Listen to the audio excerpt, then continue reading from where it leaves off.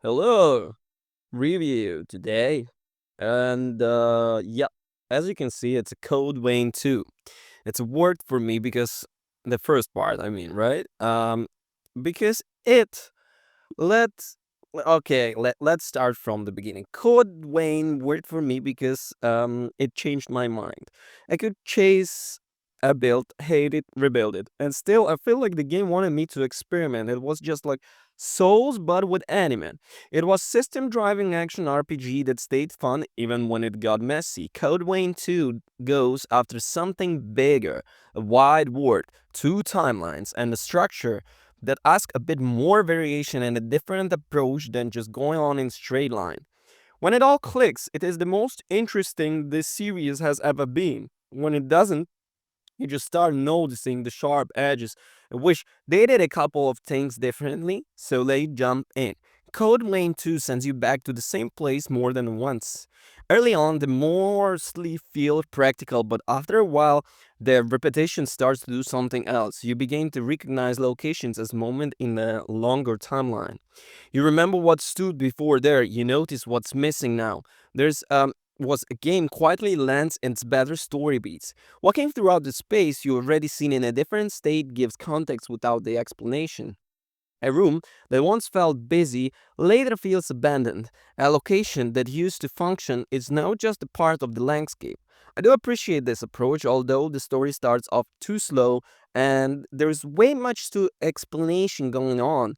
Then the team did create an interesting story for the every evolving world part of. It's a lot of show, don't tell, but when it works and you get sucked into it, you'll want to keep playing to see it unravel. Well, the problem is that Cod Wayne too rarely lets some moments exist in total silence. Dialogue has habit of stepping in too quickly, spelling out motivations, reintroduction factors, or reminding you why something matters. Conversation often feel overloaded with the name and the backstory, even when the scene itself was already doing of the work. Instead of deepening the impact, the tendency flattens it, and the story even loses some of the momentum because of it. It's not holding per se, but it bothered me more than once. On the other hand, there are stretches where the story clearly knows what it wants to go, but rushes to get there. Emotional bear arrive before they fully settled. Characters talk throughout themes that would land harder if I let unspoken for a moment longer. It creates a strange disconnect. You understand the stakes, but you don't always feel them as strongly as the game expects you to. What makes this frustrating, this is the structure and it is solid. Moving back and forth throughout the time gives the narrative room to the reframe earlier events and relationship. When the game trusts the player to notice those shifts, the story gains weight. When it doesn't, it starts to feel like it's narrating itself instead of letting the experience speak. In the original Code Vein, a lot of the words was created to feel compact, hostile, and build around forward momentum. You were really far from danger, and even not short stretches to come felt earned. Code Vein 2 trades that structure for a bigger scale, and while that shift opened up the board, it also changes the writing in ways that aren't always its so benefit. These are the moments to open the world exactly as intended. Crossing a wild ruined landscape can heavily do you in a getaway, but what the point of interest in with when objective line up naturally with the environment, the game maintains a sense of purpose. You're moving throughout the world, not stopping to admire it, but the feeling doesn't hold consistently.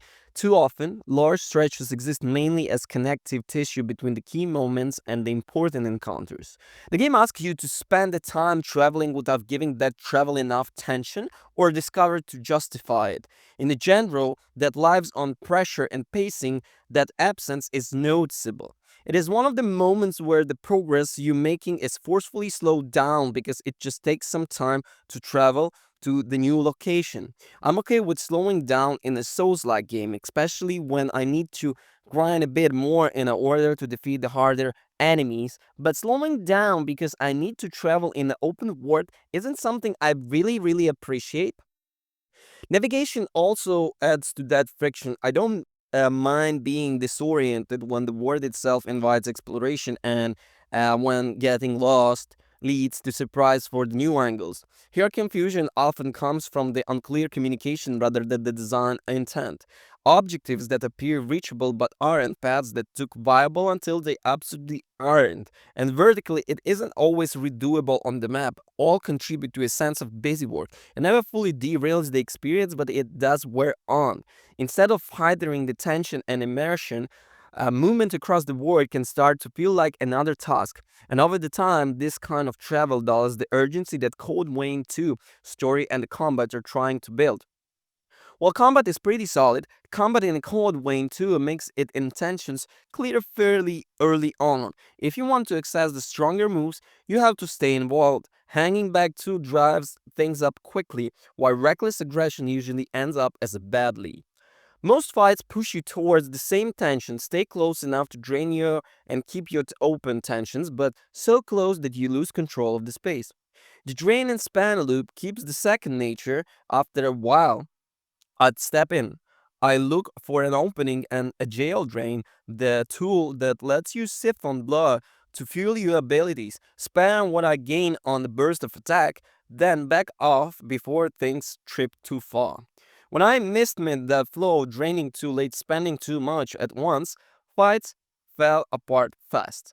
When I got it right, combat felt steady and intentional, like I was always setting out for the next few seasons and seconds instead of scrambling it to survive. Well, what I can say about the Code Wayne, it wants, especially it wants to be more than a continuation of the first game, and the shift in structure gives the world more room to breathe, and the combat still rewards players who like to adjust, experiment, and find their own rhyme. But the extra space comes at a cost. The open world softened the pressure that once kept everything moving forward, and technical rough edges tend to show up exactly when the clarity matters the most. I enjoy my time with the Cold Wing 2, even when it's tested my patience. I just keep thinking how much stronger it could have been with a tighter focus. So, nevertheless, thank you for watching. Don't forget to rate, comment, and subscribe. And may God bless ya all. Bye.